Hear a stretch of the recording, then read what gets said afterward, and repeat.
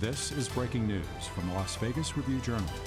Sponsored by Michael Gaughan's South Point Hotel, Casino, and Spa. The percentages of a team making the playoffs at 1-3 versus 2-2, it's significant difference there.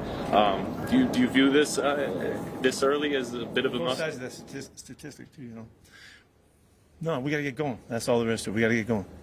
After a week of watching your team compete, Pete, do you expect the same starting offensive line this week you had last week? That's a good way to ask it. You could have just asked if JPJ's playing. He's playing in this game, and then our guys they'll both play. What do you get? Maybe a sense of the mood of the team. Are they just fired up, ready to get back onto the field after last week? It's so much different this week from last week because of the style of practice we had to do because of the late game and all that kind of stuff on Monday. And this was a regular back to format schedule this week, and it was so much better. It was so much better. And I mean, we have a whole style of how we do it and expectations and standards and all that. We got to get right back to it, and so I'm really pleased with the week. It's safe to say Michael Mayer is going to be playing on Sunday. He's got another test tomorrow too, I think, before we know. Another question I was wondering, like for you, like as coming into a new team, and you've done this before previous times, so what do you embrace or what do you like about coming to a new team and like instilling your culture and like your philosophy? What do you like about that? What do I like about that? Well, I mean, this is kind of what I do, you know, so I really embrace all of it. I like every aspect of it. I like the teaching part of it. I like the challenge part of it. Of course, it's all about, you know, sharing a whole way of looking at things, you know, about always compete and how we do all of that. It's a central theme in the program. And so there's a whole process to it.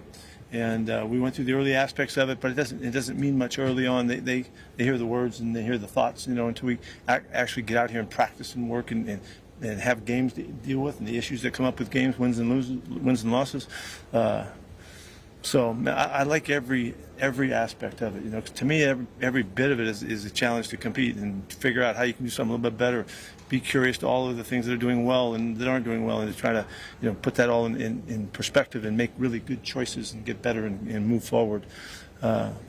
Also, since we're just kind of rattling on here, I also like through the process you get a chance to meet these guys, see them for the first time, start the process, and then see how they respond to the way that we do things, and then see how they respond to the games as we play it, and then to see how they respond to the games that go well and don't go well. Big wins can be just as challenging as big losses in the next week, and so you know, we're trying to understand how to master that mentality, and this week of practice tells me that we bounced right back in action, and so every bit of it is fun to me. So I like it all. Last night, I'm not sure how much you watched the game. I know you're preparing for your own game, but there was a major special teams play at the end of the game on the kickoff that kind of helped swing the outcome of the game. They were short of the landing zone.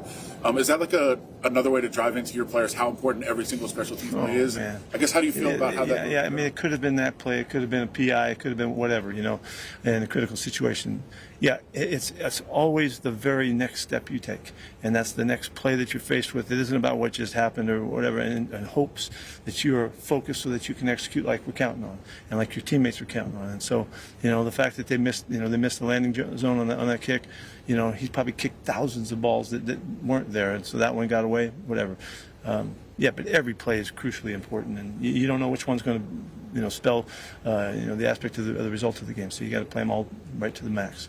Whether it's coincidental or not, but you know, with the new rules for the kickoff, you look at last week. There were blocked kicks on field goals. There were returns. There were just a lot of big plays made on special teams. Yeah, Do you sure. think that because of what's going on with the kickoff, maybe there's a new light being shed or a new emphasis being shed just on special teams when you see that? I wouldn't think that. I wouldn't think that it affects everything because of the kickoff. It certainly affects the kickoff. It does affect our thinking and all that, but it doesn't affect how we punt the football and hit field goals and stuff like that. I wouldn't think.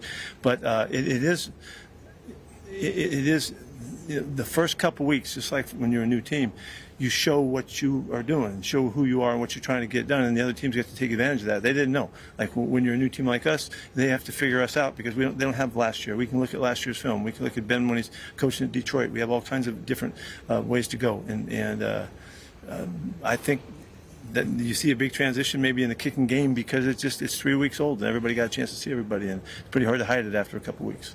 Even though you mentioned Michael Mayer still waiting on that, can you just talk about Ian Thomas and what you believe he provides in the case that Michael Mayer can't play? Yeah, first, let's just say about Mike. Mike's had an incredibly good start with us. He's done everything we asked of him. He's been a marvelous teammate and all that. If he can't go on this weekend, he'll be back next week and ready to go.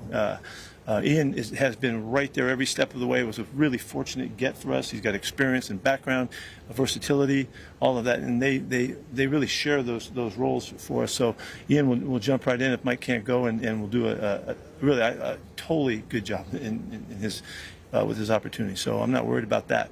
I just want to make sure that Mike's right, and we take care of him. What have you learned about your team and how they responded to last week, Pete? Well, I don't know. I know I just told you about what practice was like, okay? They totally came back and worked exactly the way we needed to. This is the championship week of preparation, Wednesday, Thursday, Friday. They did exactly what we needed them to do, and they did it with energy and juice and toughness and all of that. So let's see. We got Saturday review coming up, and then we get to 1 o'clock, and let's see how we go. You kind of don't ever really know. You like to think you do, but you got to go out there and do the job. I'm sure they're pumped up about their win last week. It was a terrific win for them, and they get to try to make that turn. Like I said, big wins are just difficult to come back from big losses. So see what happens with them. See what happens with us. That's it. All right. Thank you, Pete. You've been watching breaking news from the Las Vegas Review-Journal, sponsored by Michael Gaughan's South Point Hotel, Casino, and Spa.